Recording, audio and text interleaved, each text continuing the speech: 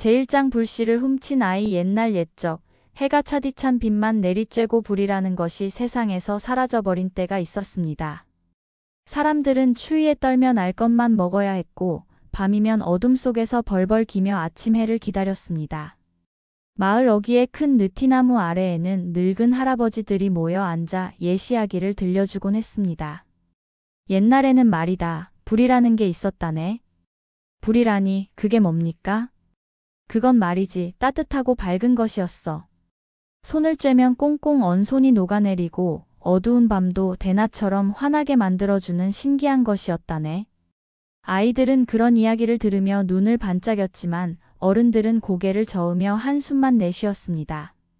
산골 마을 끝자락 초가집 처마 밑에 살던 춘삼이라는 소년이 있었습니다. 춘삼이는 12살이었지만 또래보다 키가 작고 깡마른 아이였습니다.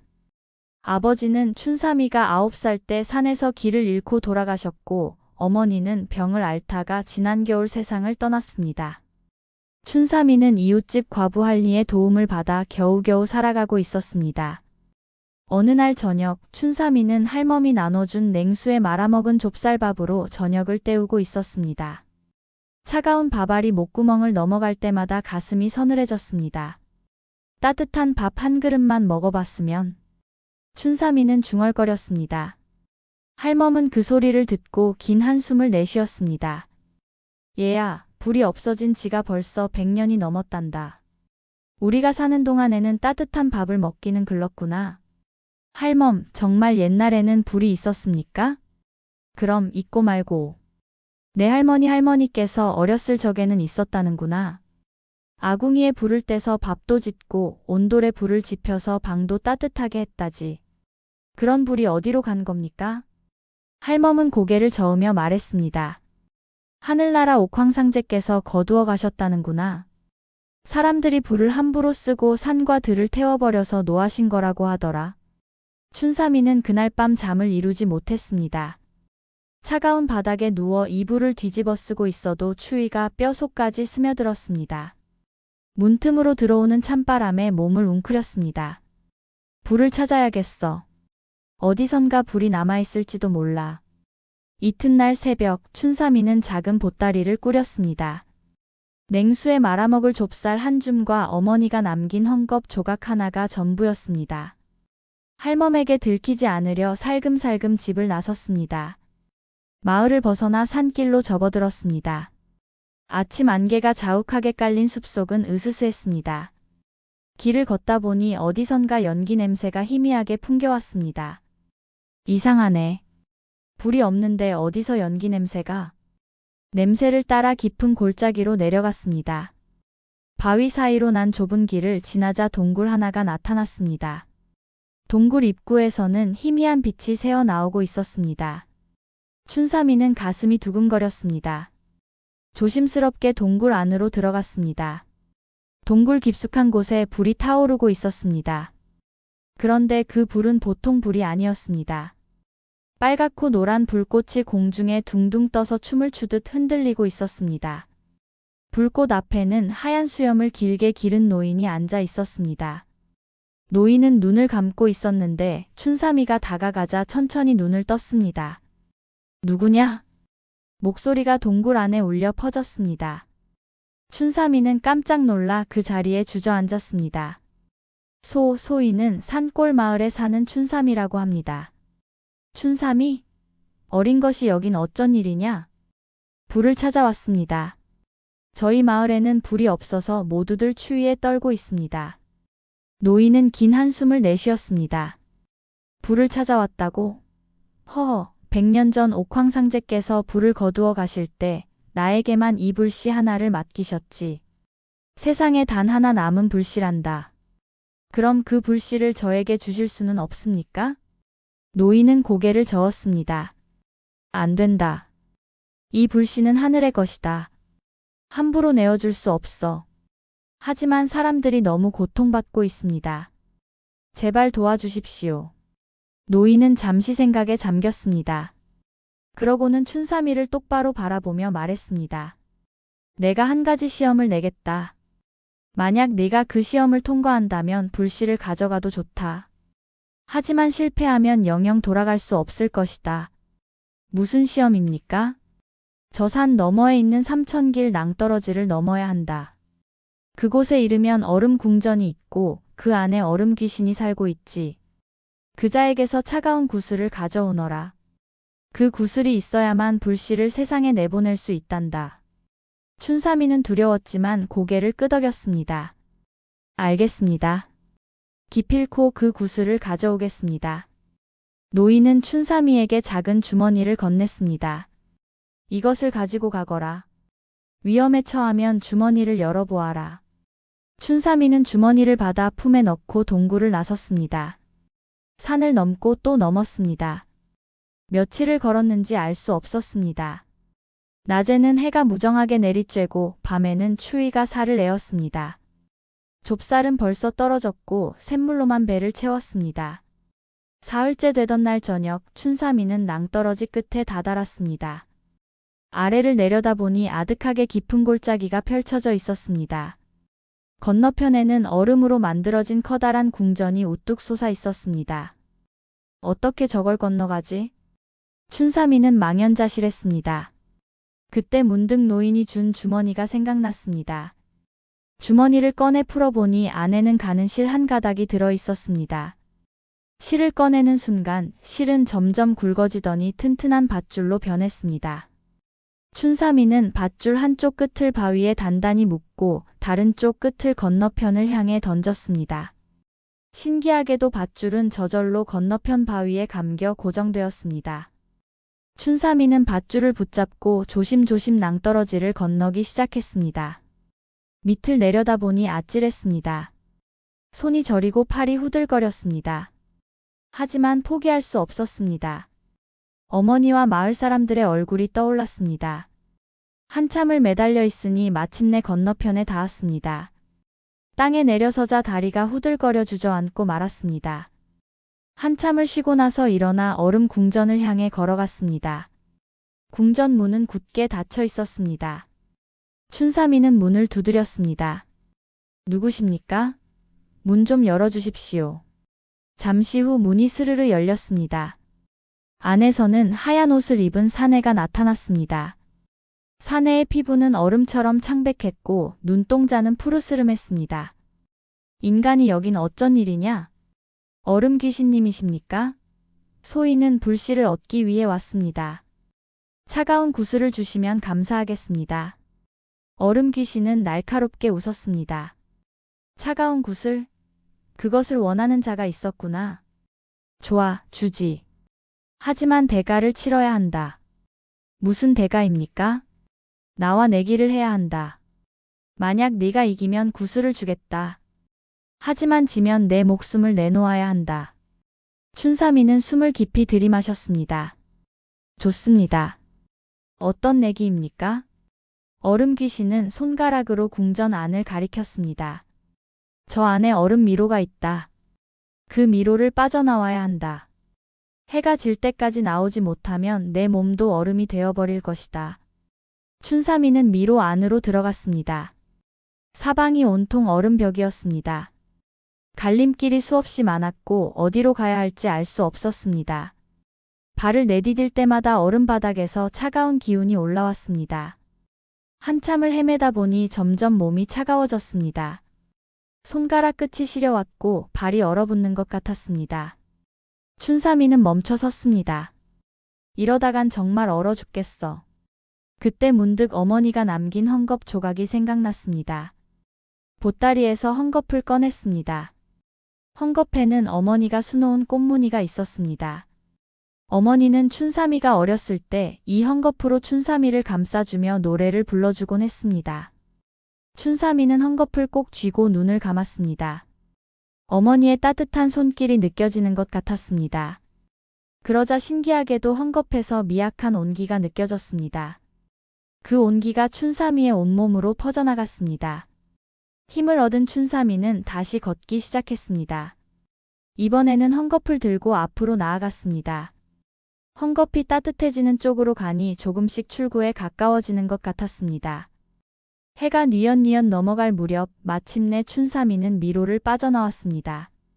얼음 귀신은 믿을 수 없다는 표정으로 춘삼이를 바라보았습니다. 어떻게 빠져나온 것이냐? 어머니께서 도와주셨습니다. 얼음 귀신은 한동안 말이 없었습니다. 그러고는 깊은 한숨을 내쉬었습니다. 좋다. 약속대로 구슬을 주겠다. 얼음 귀신은 품에서 푸른 구슬을 꺼내 춘삼이에게 건넸습니다. 구슬은 차가웠지만 이상하게 손에 쥐고 있으면 마음이 평온해졌습니다. 이 구슬을 가지고 가거라. 그리고 불씨를 잘 지키도록 하여라. 사람들이 또다시 불을 함부로 쓴다면 다시는 불을 얻지 못할 것이다. 춘삼이는 구슬을 받아 품에 넣고 궁전을 나섰습니다. 왔던 길을 되돌아가는 것은 힘들었지만 이제는 희망이 있었습니다. 며칠을 걸어 마침내 노인이 있는 동굴에 도착했습니다. 노인은 춘삼이를 보고 놀란 표우로 맞이했습니다. 정말 구슬을 가져왔구나. 춘삼이는 구슬을 노인에게 건넸습니다. 노인은 구슬을 받아 불씨 앞에 놓았습니다. 그러자 불씨와 구슬이 서로 빛을 주고받으며 하나로 합쳐졌습니다. 노인은 춘삼이에게 작은 나무 상자를 건넸습니다. 이 안에 불씨가 들어있다. 마을로 가져가거라. 하지만 명심하여라. 불은 귀한 것이다. 함부로 쓰면 안 된다. 필요한 곳에만 조심스럽게 사용해야 한다. 알겠습니다. 잘 지키겠습니다. 춘삼이는 상자를 받아 품에 꼭 안고 마을로 향했습니다. 마을에 도착하니 사람들이 모두 나와 춘삼이를 맞이했습니다. 할멈은 눈물을 흘리며 춘삼이를 껴안았습니다. 얘야, 어디 갔었느냐? 얼마나 걱정했는지 아느냐? 할멈, 불을 가져왔습니다. 춘삼이는 상자를 열었습니다. 상자 안에서 불씨가 밝게 빛났습니다. 사람들은 환호성을 질렀습니다. 마을 사람들은 불씨를 나누어 가져갔습니다. 아궁이에 불을 지폈고 마침내 따뜻한 밥을 지을 수 있었습니다. 온돌에도 불을 떼서 방이 따뜻해졌습니다. 사람들은 오랜만에 따뜻한 밥을 먹으며 눈물을 흘렸습니다. 이게 얼마만이냐? 따뜻한 밥이라니. 춘삼이 덕분이야. 저 아이가 불을 가져왔어. 춘삼이는 사람들의 고마워하는 모습을 보며 흐뭇하게 웃었습니다. 하지만 마음 한편으로는 노인의 당부가 떠올랐습니다. 함부로 쓰면 안 돼. 소중하게 지켜야 해. 그날 밤 마을 사람들은 모두 모여 잔치를 열었습니다. 따뜻한 불 앞에 둘러앉아 이야기꽃을 피웠습니다. 아이들은 불꽃을 신기하게 바라보며 웃었고 노인들은 옛날 이야기를 들려주었습니다. 춘삼이는 할멈과 함께 불 앞에 앉아 따뜻한 국밥을 먹었습니다. 차가운 밥만 먹던 지난 날들이 꿈만 같았습니다. 얘야, 정말 고생했구나. 괜찮습니다, 할멈. 이제 모두 따뜻하게 지낼 수 있잖습니까? 할멈은 춘삼이의 머리를 쓰다듬었습니다. 너는 참 훌륭한 아이야. 내 어미께서도 하늘에서 기뻐하실 게다. 춘삼이는 밤하늘을 올려다보았습니다. 별들이 반짝이고 있었습니다. 어머니도 저 별 중 하나가 되어 자신을 지켜보고 있을 것만 같았습니다. 그 후로 마을 사람들은 불을 아껴 쓰며 살았습니다. 춘삼이는 어른이 되어서도 불을 지키는 사람으로 살았습니다. 그리고 마을 아이들에게 불이 얼마나 귀한 것인지 어떻게 조심스럽게 다루어야 하는지 가르쳐 주었습니다. 어느 날 춘삼이는 산에 올라갔습니다. 그리고 옛날 노인을 만났던 동굴을 찾아갔습니다. 하지만 동굴은 이미 사라지고 없었습니다. 그 자리에는 커다란 바위만 덩그러니 놓여 있었습니다. 바위 위에는 글자가 새겨져 있었습니다. 불은 하늘이 내린 선물이다. 소중히 여기고 함부로 쓰지 말지어다. 춘삼이는 바위 앞에 무릎을 꿇고 절을 올렸습니다. 감사합니다. 잊지 않겠습니다. 그날 이후로도 춘삼이의 마을에서는 불이 꺼지지 않았습니다. 대대로 불씨를 지켜나갔고 사람들은 따뜻하게 살 수 있었습니다. 그리고 사람들은 춘삼이의 이야기를 잊지 않고 자손들에게 전해주었습니다. 세월이 흘러 춘삼이가 머리가 하얗게 센 노인이 되었을 때 어린 손자가 물었습니다. 할아버지, 그 이야기가 정말입니까? 그럼 정말이지. 할아버지가 젊었을 때 일이란다. 저도 할아버지처럼 용감한 사람이 되고 싶어요. 춘삼이는 손자의 머리를 쓰다듬으며 말했습니다. 용감한 것도 중요하지만 더 중요한 것은 마음이란다. 다른 사람을 생각하는 마음, 소중한 것을 지키려는 마음이 있어야 진정으로 훌륭한 사람이 될 수 있단다. 손자는 고개를 끄덕이며 할아버지의 말을 귀담아 들었습니다. 춘삼이는 창밖을 내다보았습니다. 저녁 노을이 마을을 붉게 물들이고 있었습니다. 집집마다 굴뚝에서 연기가 피어올랐습니다. 따뜻한 저녁밥을 짓는 연기였습니다. 춘삼이는 마음속으로 감사의 기도를 올렸습니다. 자신이 가져온 불씨가 이렇게 오래도록 마을을 따뜻하게 해주고 있다니 참으로 다행스러운 일이었습니다. 그날 밤 춘삼이는 평화로운 잠에 들었습니다. 꿈속에서 어머니를 만났습니다. 어머니는 환하게 웃으며 춘삼이를 안아주었습니다. 잘했어, 우리 아들. 어머니, 이제 편히 쉬어도 된단다. 네가 지킨 것은 불씨만이 아니야. 사람들의 희망을 지켜준 거란다. 춘삼이는 어머니의 품에 안겨 행복한 미소를 지었습니다. 다음 날 아침 춘삼이는 평온한 얼굴로 세상을 떠났습니다. 마을 사람들은 모두 모여 춘삼이를 배웅했습니다. 마을 어귀 느티나무 아래에 무덤을 만들고 그 앞에 작은 비석을 세웠습니다. 비석에는 이렇게 새겨졌습니다. 불씨를 가져온 춘삼이 여기 잠들다. 그 후로도 마을 사람들은 춘삼이의 무덤 앞에서 불씨를 지키는 의식을 치렀습니다. 그리고 아이들에게 춘삼이의 이야기를 들려주며 불의 소중함을 일깨워 주었습니다. 세월이 흘러 100년, 200년이 지나도 춘삼이의 이야기는 사람들 입에서 입으로 전해졌습니다. 그리고 그 이야기를 들은 사람들은 불을 함부로 쓰지 않고 소중히 여기며 살아갔습니다. 지금도 그 마을에 가보면 느티나무 아래 춘삼이의 무덤이 있다고 합니다. 그리고 마을 한가운데에는 영원히 꺼지지 않는 불씨가 타오르고 있다고 합니다. 그 불씨는 춘삼이가 가져온 것이고 지금도 마을 사람들을 따뜻하게 해주고 있다고 합니다. 제2장 해와 그림자의 약속. 세상에 해가 처음 떠오르던 때 이야기입니다. 해는 하늘 높이 떠서 온 세상을 환하게 비추었습니다. 그런데 해가 비출 때마다 땅 위에는 검은 그림자가 생겨났습니다. 나무에도 그림자가 있었고 산에도 그림자가 있었고 사람에게도 그림자가 있었습니다. 그림자들은 해를 우러러보며 말했습니다. 해님, 당신이 비춰주시니 우리가 생겨납니다. 감사합니다. 해는 그림자들을 내려다보며 대답했습니다. 그대들은 나의 빛이 있어야만 존재할 수 있구나. 나 없이는 아무것도 아니지. 그림자들은 아무 말 없이 고개를 숙였습니다. 해의 말이 옳았기 때문입니다. 세월이 흘러 어느 날 해는 생각했습니다. 그림자들은 나를 따라다니기만 하는구나. 스스로는 아무것도 하지 못하면서 내 빛만 가로막고 있어. 차라리 그림자가 없다면 세상이 더 밝아질 텐데. 해는 그날부터 그림자들을 미워하기 시작했습니다. 그리고 마침내 결심했습니다. 그림자들을 없애버리겠다. 해는 있는 힘껏 빛을 쏟아부었습니다. 너무나 강한 빛이라 그림자들이 점점 옅어지기 시작했습니다. 나무 그림자도 산 그림자도 사람 그림자도 모두 흐릿해졌습니다. 그림자들은 두려움에 떨며 해에게 간청했습니다. 해님, 우리를 없애지 말아 주십시오. 우리도 이 세상에 필요한 존재입니다. 하지만 해는 귀를 막았습니다. 필요하다고? 그대들은 다만 어둠일 뿐이다. 세상에는 빛만 있으면 된다. 마침내 해가 온 힘을 다해 빛을 뿜어내자 모든 그림자가 사라져버렸습니다. 세상은 온통 하얗게 빛으로만 가득 찼습니다. 처음에 사람들은 기뻐했습니다. 이제 그림자가 없으니 세상이 참 밝구나. 하지만 곧 이상한 일들이 벌어지기 시작했습니다. 그림자가 없으니 낮인지 밤인지 알 수 없었습니다. 나무 아래에서도 시원한 그늘이 생기지 않았습니다. 해가 뜨거운 빛을 쏟아내는데도 쉴 곳이 없었습니다. 사람들은 눈이 부셔 제대로 앞을 볼 수 없었습니다. 아이들은 울음을 터뜨렸고 노인들은 앓아누웠습니다.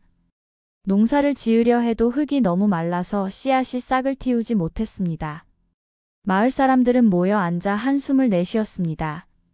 이를 어쩌면 좋으냐. 그림자가 없으니 살 수가 없구나. 해님께 사정해보는 게 어떻겠습니까? 사람들은 하늘을 향해 빌었습니다. 해님, 그림자를 돌려주십시오. 우리가 잘못 생각했습니다. 그림자도 필요한 것이었습니다. 하지만 해는 대꾸하지 않았습니다. 한 번 내린 결정을 바꿀 생각이 없었던 것입니다. 그때 어느 산골 마을에 삼돌이라는 소년이 살고 있었습니다. 삼돌이는 14살로 마을에서 가장 영리한 아이였습니다. 삼돌이는 어렸을 적 할아버지에게 예시이야기를 많이 들으며 자랐습니다. 어느 날 저녁 삼돌이는 우물가에 앉아 물을 길어 올리고 있었습니다. 그런데 물속을 들여다보니 이상한 것이 보였습니다. 물 위에 자신의 모습이 비치는데 그 옆에 희미한 검은 형체가 어른거렸습니다. 누구십니까? 물속에서 목소리가 들려왔습니다. 나는 그림자다. 마지막 남은 그림자지. 그림자라고요? 그럼 아직 사라지지 않은 겁니까? 그렇다. 나는 물속 깊은 곳에 숨어서 겨우 살아남았다. 하지만 이제 나도 힘이 다해간다. 삼돌이는 물통을 내려놓고 우물을 들여다보았습니다.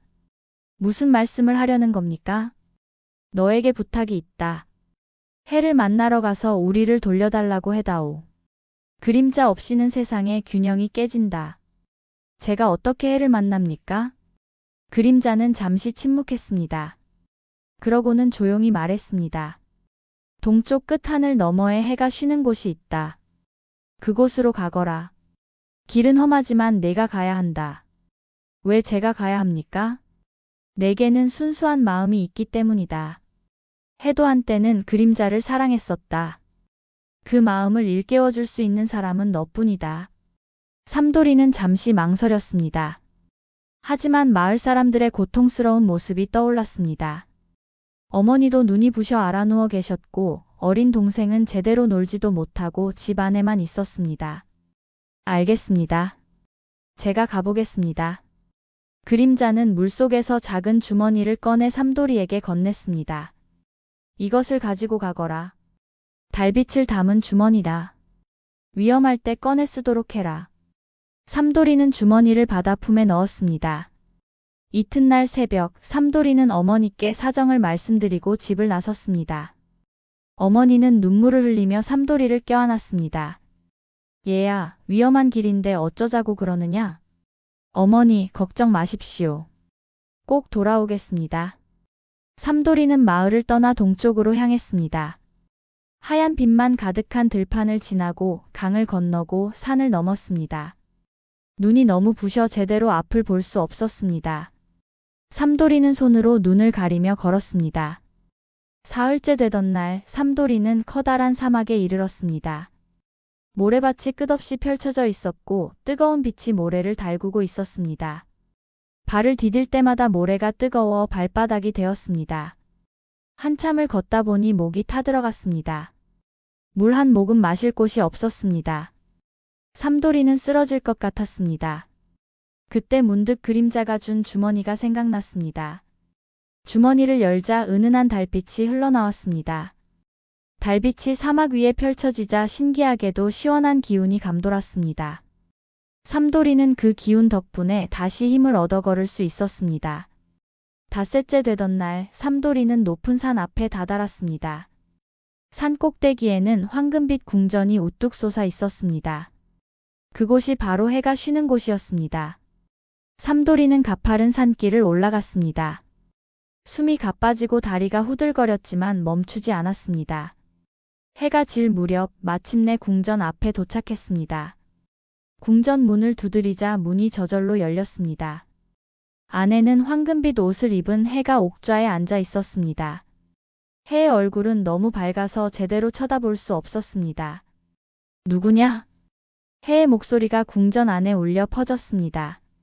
소인은 산골 마을에서 온 삼돌이라고 합니다. 인간이 감히 나를 찾아오다니. 무슨 일이냐? 삼돌이는 무릎을 꿇고 말했습니다. 해님, 그림자를 돌려주십시오. 그림자가 없으니 세상이 너무 고통스럽습니다. 해는 코웃음을 쳤습니다. 그림자? 그런 쓸모없는 것들을 왜 돌려달라는 것이냐? 그림자는 쓸모없는 게 아닙니다. 그림자가 있어야 쉴 곳이 생기고 낮과 밤을 구분할 수 있습니다. 빛만 있으면 세상은 견딜 수 없습니다. 어린 것이 감히 나에게 가르침을 주려 드는가? 해는 화가 났습니다. 하지만 삼돌이는 물러서지 않았습니다. 해님, 한 가지 여쭙겠습니다. 예전에 해님께서는 그림자를 사랑하지 않으셨습니까? 해는 잠시 말이 없었습니다. 삼돌이는 계속 말했습니다. 제가 들은 이야기로는 처음 세상이 만들어졌을 때 해님께서 그림자를 보시고 기뻐하셨다고 합니다. 당신의 빛이 만들어낸 아름다운 모습이라고 하시며 사랑하셨다고 들었습니다. 해는 고개를 돌렸습니다. 그 말이 사실이었기 때문입니다. 그때는 그랬지. 하지만 그림자들은 나를 배신했다. 무슨 배신입니까? 그림자들이 나를 원망했다. 자신들은 언제나 땅에 붙어 있어야 하는데 나는 하늘 높이 떠 있다며 불평했지. 그래서 없애버린 것이다. 삼돌이는 깊이 생각했습니다. 그리고 조심스럽게 말했습니다.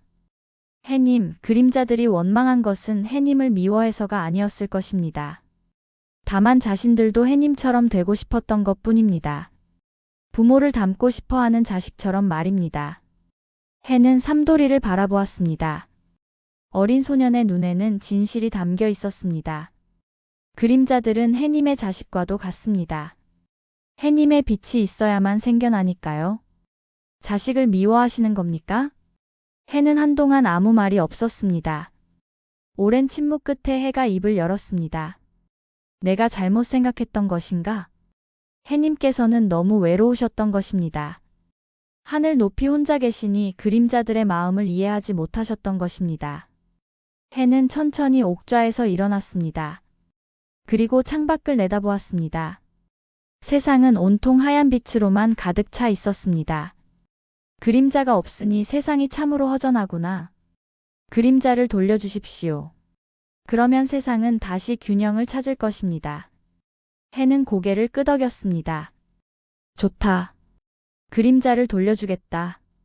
하지만 조건이 있다. 무슨 조건입니까? 나와 그림자가 다시 화해해야 한다. 그림자의 대표를 불러오너라. 내가 직접 사과하겠다. 삼돌이는 기뻤습니다. 곧바로 궁전을 나와 산 아래로 내려갔습니다. 그리고 우물가로 달려가 물속을 들여다보았습니다. 그림자여, 들리는가? 해님께서 그림자를 돌려주시겠다고 하셨다. 물속에서 그림자가 나타났습니다. 하지만 그림자는 너무 약해져서 거의 사라질 지경이었습니다. 정말인가? 그렇다. 하지만 그림자의 대표가 해님을 찾아가야 한다. 화해를 해야 한다고 하셨다. 그림자는 잠시 망설였습니다. 나는 이미 힘이 다했다. 그곳까지 갈 수 없다. 제가 모시고 가겠습니다. 삼돌이는 물속에 손을 넣어 그림자를 떠올렸습니다. 그림자는 삼돌이의 손바닥 위에서 희미하게 흔들렸습니다. 삼돌이는 그림자를 품에 안고 다시 산을 올랐습니다. 궁전에 도착하자 해는 삼돌이를 기다리고 있었습니다. 삼돌이는 품에서 그림자를 꺼내 보였습니다. 해는 그림자를 보자마자 눈물을 흘렸습니다. 그림자여, 내가 잘못했다. 너를 미워한 것은 나의 잘못이었다. 그림자도 떨리는 목소리로 말했습니다. 해님, 저희도 잘못했습니다. 해님을 원망한 것은 어리석은 짓이었습니다. 해는 천천히 그림자에게 다가갔습니다. 그리고 빛을 부드럽게 내뿜었습니다. 그림자는 그 빛을 받아 점점 진해지기 시작했습니다. 이제 돌아가거라. 세상 곳곳에 그림자를 다시 펼쳐라. 그림자는 삼돌이에게 고개를 숙여 인사했습니다. 고맙다, 삼돌아. 네가 아니었으면 우리는 영영 사라질 뻔했다. 그림자는 궁전을 나가 하늘로 날아올랐습니다. 그리고 세상 곳곳으로 퍼져나갔습니다. 나무 아래에 그림자가 생겼고 산에도 그림자가 드리워졌고 사람들에게도 그림자가 돌아왔습니다. 사람들은 환호성을 질렀습니다. 그림자가 돌아왔다? 이제 살 수 있겠구나. 나무 그늘 아래 앉으니 시원했고 밤이 되면 어둠이 찾아와 편히 잠들 수 있었습니다. 농사도 다시 지을 수 있게 되었고 아이들은 밖에서 뛰어놀 수 있었습니다. 삼돌이는 해에게 작별 인사를 했습니다. 해님, 이제 저는 돌아가겠습니다. 삼돌아, 정말 고맙다. 네가 나를 깨우쳐 주었구나. 아닙니다. 해님께서 원래 가지고 계셨던 마음을 되찾으신 것 뿐입니다. 해는 삼돌이에게 작은 구슬을 건넸습니다. 이것을 가지고 가거라. 햇빛을 담은 구슬이다. 언제든 어두울 때 이 구슬을 꺼내면 빛이 날 것이다. 삼돌이는 구슬을 받아 감사의 인사를 올렸습니다. 그리고 산을 내려와 마을로 돌아갔습니다. 마을 사람들은 삼돌이를 반갑게 맞이했습니다. 어머니는 울면서 삼돌이를 껴안았습니다. 얘야, 무사히 돌아와서 정말 다행이구나. 어머니, 이제 괜찮습니다. 그림자가 돌아왔습니다. 그날 밤 마을 사람들은 모두 모여 잔치를 열었습니다. 달빛 아래 그림자가 춤을 추듯 흔들렸습니다. 아이들은 그림자 놀이를 하며 즐거워했습니다. 삼돌이는 하늘을 올려다보았습니다. 해는 이미 지고 달이 떠올랐습니다. 달빛 아래 세상은 고요하고 평화로웠습니다. 그 후로 해와 그림자는 다시는 싸우지 않았습니다. 해가 뜨면 그림자가 생겨나고 해가 지면 그림자도 쉬었습니다. 세상은 빛과 그림자가 조화를 이루며 아름답게 돌아갔습니다. 삼돌이는 어른이 되어서도 사람들에게 이 이야기를 들려주었습니다. 빛만 있어도 안 되고 그림자만 있어도 안 된다. 둘이 함께 있어야 세상은 균형을 이룬다. 사람들은 고개를 끄덕이며 그 말을 새겼습니다. 세월이 흘러 삼돌이가 할아버지가 되었을 때 손자가 물었습니다. 할아버지, 그 구슬은 어디에 있습니까? 삼돌이는 손자를 데리고 마을 어귀로 갔습니다. 느티나무 아래 작은 제단이 있었고 그 위에 구슬이 놓여 있었습니다. 저 구슬은 마을의 보물이란다. 해님께서 주신 선물이지. 만져봐도 됩니까? 그럼 만져보렴. 손자가 구슬을 만지자 은은한 빛이 퍼져나왔습니다. 따뜻하면서도 부드러운 빛이었습니다. 신기해요, 할아버지. 그렇지? 이 빛은 해님의 사랑이 담긴 빛이란다. 그림자를 미워했던 자신을 뉘우치고 다시 사랑하게 된 마음이 담겨 있지. 손자는 구슬을 내려놓고 할아버지의 손을 잡았습니다.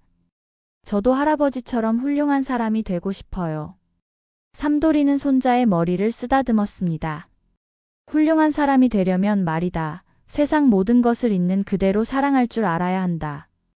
빛도 사랑하고 그림자도 사랑해야 하지. 둘 다 소중한 것이니까. 그날 저녁 할아버지와 손자는 나무 그늘 아래 나란히 앉아 노을을 바라보았습니다. 붉은 노을이 하늘을 물들이고 긴 그림자가 땅 위에 드리워졌습니다. 삼돌이는 마음속으로 해에게 감사의 인사를 올렸습니다. 그리고 그림자에게도 고마움을 전했습니다. 덕분에 세상은 아름답고 조화로웠습니다. 그날 밤 삼돌이는 편안한 잠에 들었습니다. 꿈속에서 해와 그림자가 함께 춤을 추는 모습을 보았습니다. 둘은 서로를 원망하지 않고 손을 맞잡고 웃고 있었습니다. 이튿날 아침 삼돌이는 눈을 뜨지 못했습니다. 평화로운 얼굴로 세상을 떠난 것입니다. 마을 사람들은 삼돌이를 느티나무 아래 묻어주었습니다.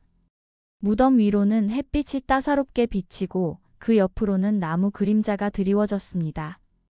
빛과 그림자가 함께 삼돌이를 지켜주는 것 같았습니다. 지금도 그 마을에 가보면 느티나무 아래 삼돌이의 무덤이 있다고 합니다. 그리고 제단 위에는 햇빛을 담은 구슬이 여전히 빛나고 있다고 합니다. 마을 사람들은 그 구슬을 보며 삼돌이를 기억하고 빛과 그림자가 함께하는 세상의 조화를 잊지 않는다고 합니다. 제3장 땅콩밭 아기. 어느 산골 마을에 가난한 농부 부부가 살았습니다. 남편은 송이라 불렸고 아내는 옥녀라 했습니다. 두 사람은 서로 아껴가며 살았지만 한 가지 슬픔이 있었습니다. 결혼한 지 10년이 넘도록 아이가 없었던 것입니다. 옥녀는 날마다 샘에 물을 기르러 가면서 산신령께 빌었습니다. 산신령님, 부디 저희에게 아이 하나만 점지해 주십시오. 아들이든 딸이든 상관없습니다. 그저 품에 안을 아기 하나만 주신다면 소원이 없겠습니다. 하지만 세월은 흘러도 아무 소식이 없었습니다. 송이는 밭일을 하다가도 이웃집 아이들이 뛰어노는 모습을 보면 한숨을 내쉬었습니다. 옥녀는 빨래를 하다가도 강가에서 목욕시키는 아기를 보면 눈시울이 붉어졌습니다. 어느 봄날 송이가 밭을 갈다가 말했습니다. 여보, 올해는 땅콩을 심어보면 어떻겠소? 땅콩이요? 우리 마을에서는 아무도 땅콩을 심지 않는데요. 이웃 마을 장터에 갔다가 땅콩씨를 얻어왔소. 심어만 놓으면 잘 자란다고 하더군. 옥녀는 고개를 끄덕였습니다. 그럼 심어보지요. 무엇이든 정성껏 기르면 잘 자랄 겁니다. 부부는 집 뒤편 작은 밭에 땅콩을 심었습니다. 옥녀는 날마다 밭에 나가 정성스럽게 물을 주었습니다. 땅콩 한 포기 한 포기를 살펴보며 이야기를 걸기도 했습니다. 얘들아, 튼튼하게 자라거라. 너희가 우리의 자식이라 생각하마. 송이는 아내가 혼자 중얼거리는 모습을 보며 가슴이 아팠습니다. 아이를 못 낳은 것이 얼마나 마음 아픈 일인지 알았기 때문입니다. 여름이 되자 땅콩밭에는 노란 꽃이 피어났습니다. 작고 예쁜 꽃들이 밭 가득 피어나니 마치 별이 떨어진 것 같았습니다. 옥녀는 땅콩꽃을 보며 미소 지었습니다. 참 예쁘구나. 이렇게 예쁜 꽃을 피워주다니. 밤마다 옥녀는 꿈을 꾸었습니다. 땅콩밭에서 아기 울음소리가 들려오는 꿈이었습니다. 처음에는 이상한 꿈이라 여겼지만 며칠 동안 계속 같은 꿈을 꾸자 신경이 쓰였습니다. 어느 날 새벽, 옥녀는 꿈에서 깨어났습니다.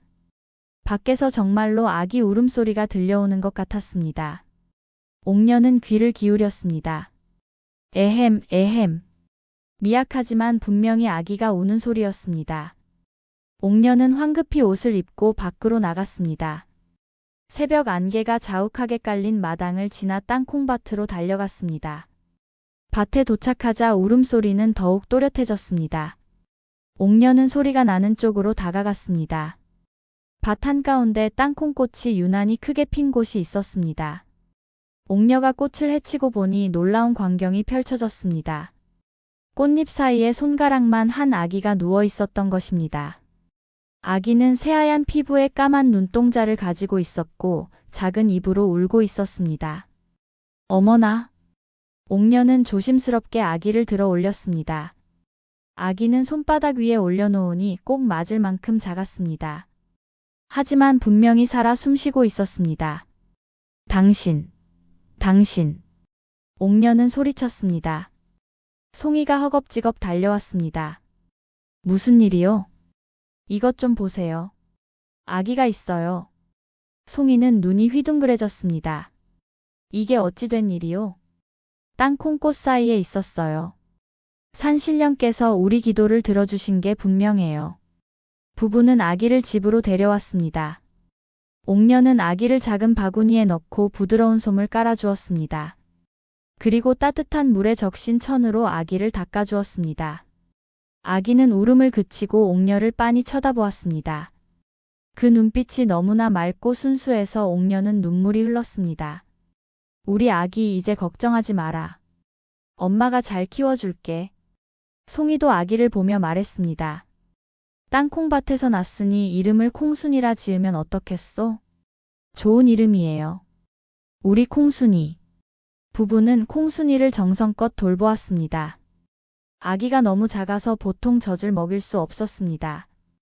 옥녀는 쌀뜨물을 끓여 식힌 뒤 새털로 만든 작은 붓에 적셔 아기 입에 넣어주었습니다. 신기하게도 콩순이는 쌀뜨물을 잘 먹었습니다. 그리고 날이 갈수록 조금씩 자라기 시작했습니다. 처음에는 손가락만 했던 아기가 한 달쯤 지나자 손바닥만 해졌습니다. 마을 사람들은 송이네 집에 아기가 생겼다는 소문을 듣고 찾아왔습니다. 들으니 아기를 얻었다던데 참말이요? 옥녀는 바구니를 보여주었습니다. 사람들은 콩순이를 보고 깜짝 놀랐습니다. 세상에 이렇게 작은 아기는 처음 보는구려. 땅콩밭에서 났다니 참으로 신기한 일이로군. 어떤 이는 부러워했고 어떤 이는 신기해했습니다. 하지만 모두 콩순이가 건강하게 자라기를 빌어주었습니다.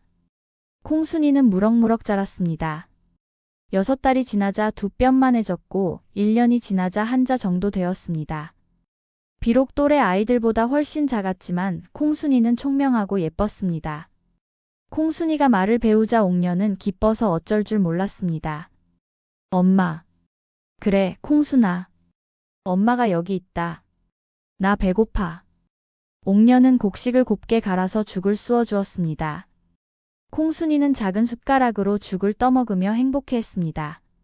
송이는 콩순이를 어깨에 앉혀 밭에 데려가곤 했습니다.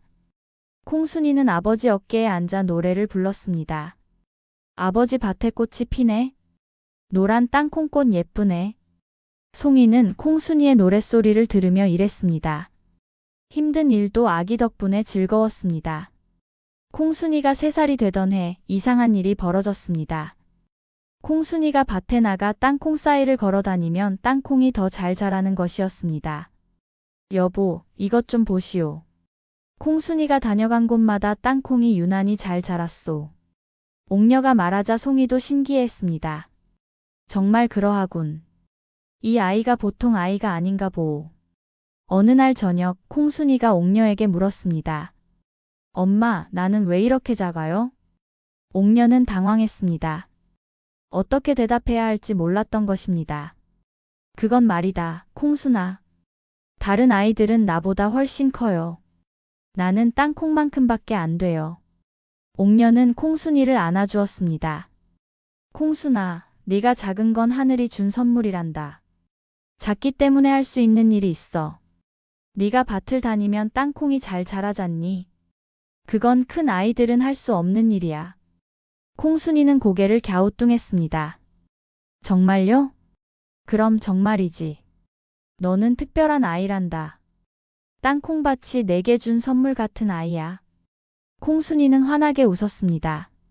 그럼 나는 땅콩밭의 요정이에요?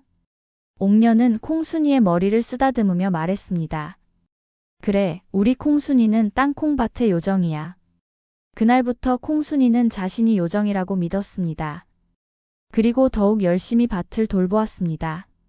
작은 손으로 풀을 뽑고 땅콩꽃에 물을 주고 벌레를 쫓아냈습니다. 신기하게도 그해 가을, 송이네 땅콩밭은 마을에서 가장 풍성한 수확을 거두었습니다. 땅속에서 캐낸 땅콩은 알이 굵고 실했습니다. 마을 사람들이 찾아와 물었습니다. 어떻게 이렇게 땅콩이 잘 됐소? 송이는 웃으며 대답했습니다. 우리 콩순이가 돌봐줬기 때문이요. 이 아이는 땅콩밭의 요정이랍니다. 사람들은 콩순이를 보며 고개를 끄덕였습니다. 작은 아이가 밭을 돌보는 모습이 정말로 요정 같았던 것입니다. 콩순이가 5살이 되던 해 큰 가뭄이 들었습니다. 몇 달 동안 비가 내리지 않아 밭의 곡식들이 말라 죽었습니다. 마을 사람들은 걱정이 태산 같았습니다. 이러다가는 모두 굶어 죽겠구만. 하늘에 비를 빌어보지만 소용이 없어. 송이네 땅콩밭도 말라가기 시작했습니다. 옥녀는 날마다 우물에서 물을 길어다 밭에 뿌렸지만 햇볕이 너무 뜨거워 금방 말라버렸습니다. 콩순이는 시들어가는 땅콩을 보며 슬퍼했습니다. 엄마, 땅콩들이 아파해요. 그래, 콩순아. 비가 와야 하는데 오지 않는구나. 제가 도와줄게요. 콩순이는 밭으로 뛰어갔습니다. 그리고 땅콩 한 포기 한 포기를 안아주기 시작했습니다. 작은 손으로 줄기를 어루만지고 귀에 대고 속삭였습니다. 아프지 마. 조금만 참아. 비가 올 거야. 그날 밤 콩순이는 밭에서 잠들었습니다. 옥녀가 찾으러 갔을 때 콩순이는 땅콩 사이에 누워 곤히 자고 있었습니다. 옥녀는 콩순이를 깨우지 않고 그대로 두었습니다. 한밤중이 되자 신기한 일이 벌어졌습니다. 땅콩밭 위로 이슬이 맺히기 시작한 것입니다. 보통 이슬이 아니라 구슬처럼 큰 이슬이었습니다. 이슬은 땅콩잎에 맺혀 땅으로 떨어졌습니다. 이튿날 아침 송이와 옥녀는 깜짝 놀랐습니다. 땅콩밭만 축축하게 젖어 있었던 것입니다. 다른 밭은 여전히 말라 있었는데 송이네 땅콩밭만 물을 준 것처럼 촉촉했습니다. 이게 어찌 된 일이요? 콩순이가 밭에서 잠들었어요. 아마 그 덕분인 것 같아요. 그날부터 콩순이는 매일 밤 밭에서 잠을 잤습니다. 그러면 밤마다 이슬이 내려 땅콩밭을 적셔주었습니다. 덕분에 송이네 땅콩은 가뭄 속에서도 잘 자랐습니다. 마을 사람들이 이 소식을 듣고 찾아왔습니다. 정말로 밤마다 이슬이 내린다는 게 사실이요? 그렇습니다. 콩순이가 밭에서 자면 이슬이 내려요. 그럼 우리 밭에도 콩순이를 보내주시오. 우리도 살려야 하지 않겠소? 송이는 난처했습니다. 콩순이가 하룻밤에 한 밭만 돌볼 수 있었기 때문입니다. 콩순이가 나섰습니다. 제가 마을 밭을 돌아다닐게요. 하루에 한 밭씩 돌보면 돼요. 그렇게 하기엔 네가 너무 힘들 것 같구나. 괜찮아요, 아버지. 저는 땅콩밭의 요정이잖아요. 마을을 도와야 해요. 콩순이는 그날부터 마을 밭을 돌아다니며 잠을 잤습니다. 콩순이가 잠든 밭에는 밤마다 이슬이 내렸고 곡식들이 살아났습니다. 한 달쯤 지나자 마을 전체가 푸르러졌습니다. 사람들은 콩순이에게 감사해했습니다. 콩순아, 내 덕분에 우리가 살았다. 고맙다, 꼬마 요정아. 콩순이는 얼굴을 붉히며 웃었습니다. 그해 가을, 마을은 풍년을 맞이했습니다. 가뭄에도 불구하고 곡식이 잘 익었던 것입니다. 마을 사람들은 모두 콩순이 덕분이라고 말했습니다. 마을 어른들은 의논했습니다. 콩순이에게 선물을 해야 하지 않겠는가? 그래야지. 저 아이가 없었다면 우리 모두 굶었을 거야. 사람들은 저마다 정성껏 만든 선물을 가져왔습니다. 어떤 이는 작은 옷을 지어왔고 어떤 이는 곡식을 볶아 과자를 만들어 왔습니다. 어떤 이는 나무를 깎아 인형을 만들어 왔습니다. 콩순이는 선물들을 받으며 행복해했습니다. 감사합니다. 저는 그저 밭을 도운 것뿐인데요. 마을 이장이 말했습니다. 콩순아, 너는 우리 마을의 복이다. 앞으로도 우리와 함께 살아주렴. 콩순이는 고개를 끄덕였습니다. 세월이 흘렀습니다. 콩순이는 여전히 작았지만 마음만은 누구보다 컸습니다. 마을에 어려운 일이 생기면 콩순이가 나서서 도왔습니다. 병든 사람이 있으면 약초를 캐다 주었고 외로운 노인이 있으면 찾아가 이야기를 나누었습니다. 콩순이가 다니는 곳마다 웃음꽃이 피어났습니다. 콩순이가 10살이 되던 해 송이가 병을 앓았습니다. 나이가 들고 무리하게 일한 탓이었습니다. 옥녀는 울면서 콩순이에게 말했습니다. 콩순아, 아버지께서 많이 편찮으시다. 어떻게 하면 좋을까? 콩순이는 아버지 곁에 앉아 손을 잡았습니다. 아버지, 제가 낫게 해드릴게요. 콩순이는 밤마다 아버지 곁을 지켰습니다. 그리고 작은 손으로 아버지의 이마를 쓰다듬으며 노래를 불렀습니다. 아프지 마요, 우리 아버지. 콩순이가 여기 있어요. 신기하게도 송이의 병이 조금씩 나아졌습니다. 열흘쯤 지나자 송이는 일어나 앉을 수 있었습니다. 콩순아, 내 덕분에 아버지가 나았구나. 다행이에요, 아버지. 송이는 콩순이를 꼭 안아주었습니다. 비록 딸이 작아도 그 마음만큼은 세상 어느 것보다 컸습니다. 콩순이가 15이 되던 해 마을에 큰 잔치가 열렸습니다. 콩순이가 마을을 지킨 지 15년이 되는 날이었습니다. 마을 사람들은 모두 모여 콩순이를 축하했습니다. 우리 콩순이 이제 어엿한 처녀가 되었구나. 비록 작지만 마음만은 제일 크지. 콩순이는 사람들 앞에 섰습니다. 여전히 한 잔 남짓밖에 안 되었지만 당당했습니다. 저를 이렇게 사랑해 주셔서 감사합니다. 저는 이 마을에서 태어났고 이곳에서 자랐습니다. 앞으로도 여러분과 함께 살고 싶습니다. 사람들은 박수를 치며 환호했습니다. 그날 밤 콩순이는 땅콩밭에 나가 앉았습니다. 달빛 아래 땅콩꽃이 피어 있었습니다. 콩순이는 꽃을 어루만지며 중얼거렸습니다. 고마워, 땅콩밭. 나를 이 세상에 보내줘서. 바람이 불어와 땅콩꽃을 흔들었습니다. 마치 대답하는 것 같았습니다. 콩순이는 미소 지으며 하늘을 올려다보았습니다. 별들이 반짝이고 있었습니다. 그 별들 중 하나가 자신을 보내준 요정일지도 몰랐습니다. 지금도 그 마을에 가보면 땅콩밭이 있다고 합니다. 그리고 그 밭을 돌보는 작은 처녀가 있다고 합니다. 사람들은 그 처녀를 땅콩밭의 요정이라 부르며 그 이야기를 대대로 전해주고 있다고 합니다. 제사장 연못 속 금빈을 어느 산골 마을에 맑은 연못이 하나 있었습니다. 연못은 마을 한가운데 자리하고 있었는데 물이 깊고 맑아서 바닥까지 훤히 들여다 보였습니다. 연못 가장자리에는 버드나무가 늘어져 있었고 여름이면 연꽃이 가득 피어났습니다. 마을 사람들은 이 연못을 용왕님이 지켜주는 연못이라 믿으며 소중히 여겼습니다. 빨래도 연못에서 하지 않았고 함부로 돌을 던지지도 않았습니다. 연못에는 물고기들이 많이 살았습니다. 그 중에서도 커다란 잉어 한 마리가 있었는데 그 잉어는 다른 물고기들과 달랐습니다. 비늘이 금빛으로 빛났고 해가 비치면 온 연못이 환하게 빛나곤 했습니다. 마을 아이들은 연못가에 앉아 금비늘 잉어를 구경하곤 했습니다. 저것 좀 봐. 금빛이 번쩍번쩍하네. 저 잉어는 보통 잉어가 아닌 게 분명해. 어른들도 금비늘 잉어를 신기하게 여겼습니다.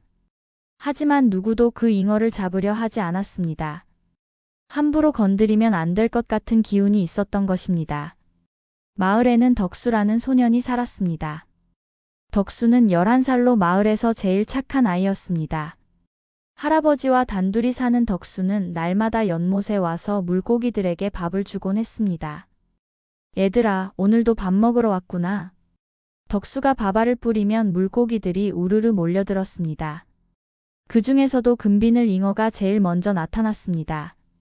너는 언제나 제일 먼저 오는구나. 배가 많이 고팠니?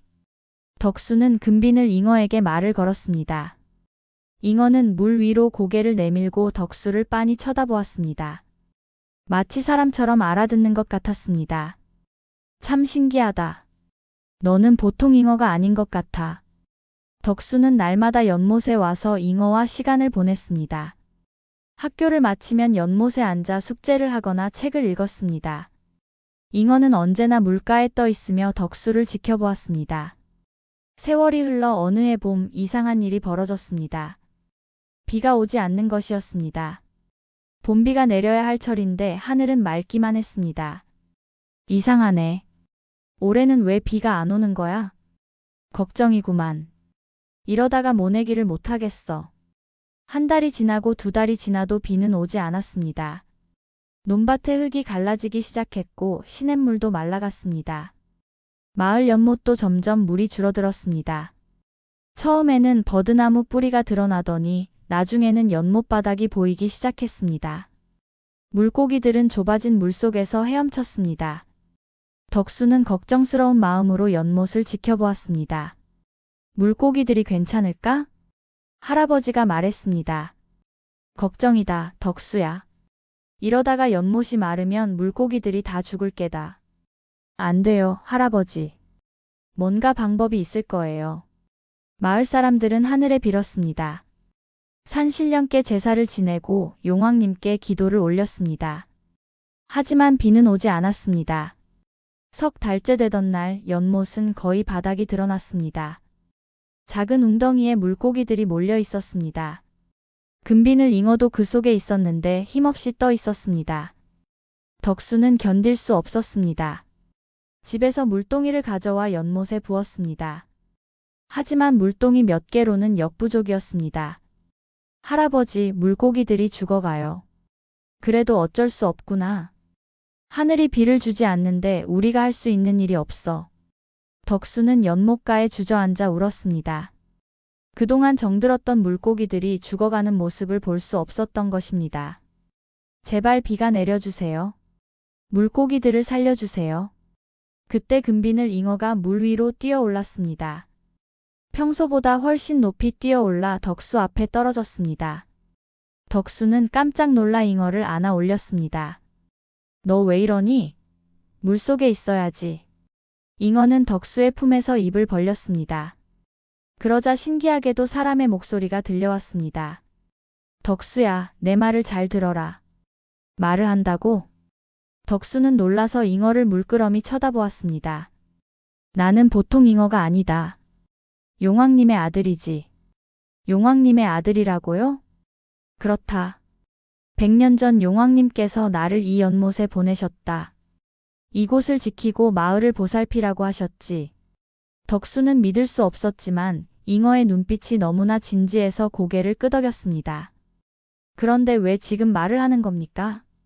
이제 내가 떠나야 할 때가 되었기 때문이다. 마을에 비를 내려주려면 내가 하늘로 올라가야 한다. 하늘로 올라간다고요? 그렇다.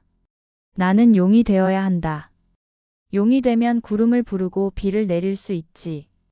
덕수는 잉어를 꼭 안았습니다. 그럼 당신은 어떻게 되는 겁니까? 걱정하지 마라. 나는 하늘로 올라가 용이 될 것이다. 그리고 이 마을을 지켜줄 것이다. 하지만 잉어는 덕수의 손을 헤엄쳐 빠져나왔습니다. 그리고 다시 물속으로 들어갔습니다.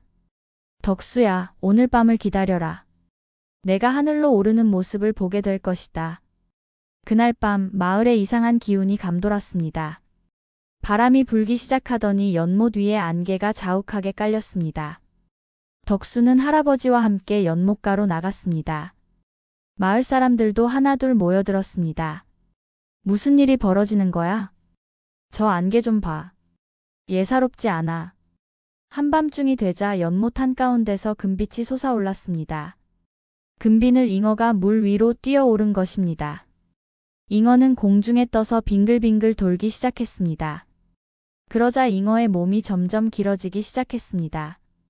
비늘은 더욱 밝게 빛났고 수염이 돋아나고 뿔이 솟아났습니다. 잉어는 용으로 변하고 있었던 것입니다.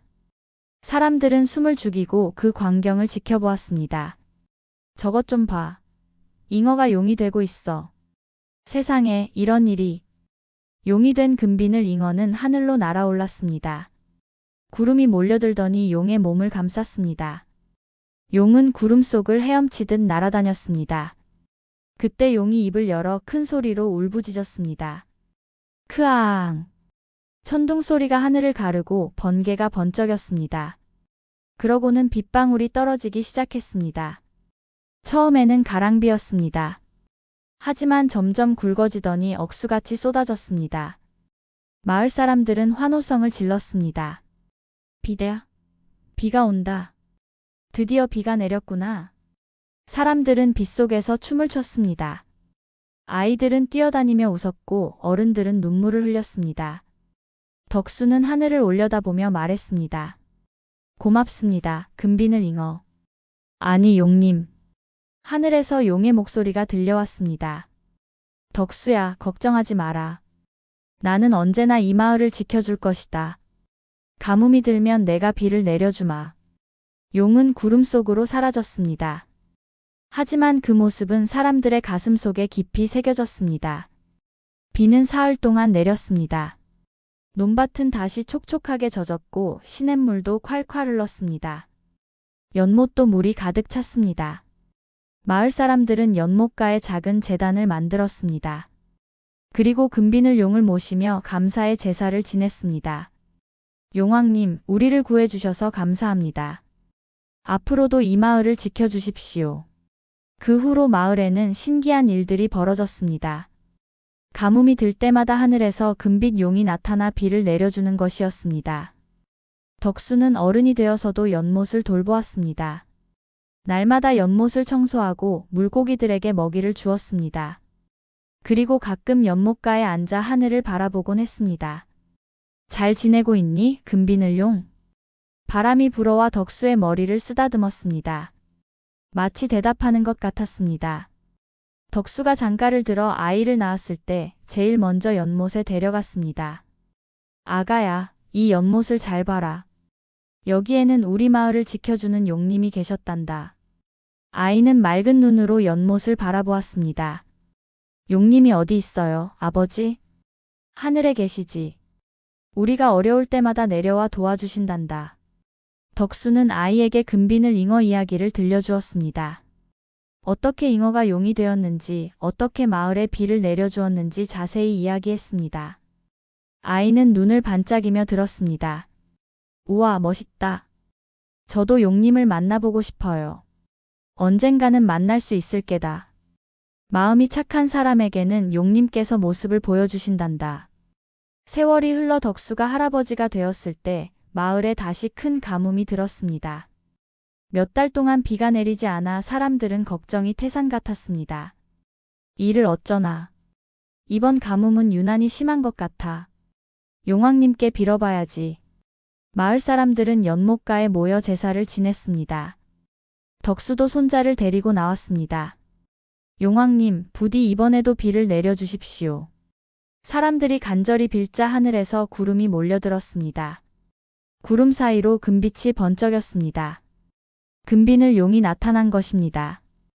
용은 마을 위를 천천히 날아다녔습니다. 그 모습이 예전보다 더 크고 웅장해 보였습니다. 덕수는 눈물을 흘리며 말했습니다. 오랜만이구나, 친구야. 용은 덕수를 내려다보며 고개를 끄덕였습니다. 그리고 큰 소리로 울부짖었습니다.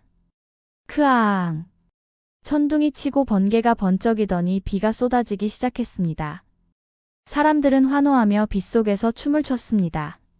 손자가 덕수에게 물었습니다. 할아버지, 저 용이 할아버지 친구였어요? 그렇단다. 할아버지가 어렸을 때 친구였지. 친구가 용이 되다니 정말 대단해요. 덕수는 손자의 머리를 쓰다듬었습니다. 그래, 대단하지. 하지만 더 대단한 건 친구를 잊지 않는 마음이란다. 비는 나흘 동안 내렸습니다. 마을은 다시 푸르러졌고 사람들은 안심하며 농사를 지었습니다. 그날 밤 덕수는 꿈을 꾸었습니다. 금비늘 잉어가 연못에서 헤엄치는 꿈이었습니다. 잉어는 덕수를 보고 환하게 웃었습니다. 덕수야, 오랜만이다. 너도 그동안 잘 지냈니? 그럼 하늘에서 마을을 지키느라 바빴지. 고맙다. 네가 아니었으면 우리 마을은 큰일 날 뻔했어. 잉어는 물 위로 뛰어올라 공중제비를 돌았습니다. 나는 내 덕분에 용이 될 수 있었어. 네가 나를 돌봐주고 사랑해줬잖아. 그건 당연한 일이었어. 당연한 일은 없단다, 덕수야. 모든 것은 마음에서 시작되는 거야. 덕수는 잉어를 바라보며 미소 지었습니다. 우리 계속 친구로 지낼 수 있을까? 물론이지. 영원히 친구야. 잉어는 다시 물속으로 들어가며 손을 흔들었습니다. 덕수도 손을 흔들었습니다.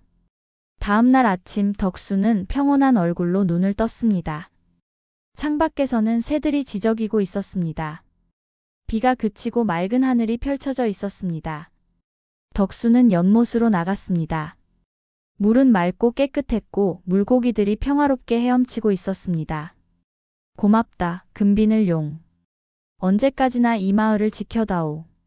하늘에서 바람이 불어와 덕수의 뺨을 스쳤습니다. 따뜻하고 부드러운 바람이었습니다. 그날 오후 덕수는 집에서 조용히 눈을 감았습니다. 손자가 손을 잡고 있었고 가족들이 곁을 지키고 있었습니다. 할아버지, 편히 가세요. 덕수는 미소를 지으며 마지막 숨을 거두었습니다. 마을 사람들은 덕수를 연못 근처에 묻어주었습니다. 그가 평생 사랑했던 연못 곁에서 쉬게 하고 싶었던 것입니다. 장례를 치르는 날 신기한 일이 벌어졌습니다. 맑은 하늘에 갑자기 구름이 몰려들더니 금빛 용이 나타난 것입니다. 용은 덕수의 무덤 위를 천천히 날았습니다. 그리고 고개를 숙여 마지막 인사를 했습니다. 사람들은 숙연하게 그 광경을 지켜보았습니다.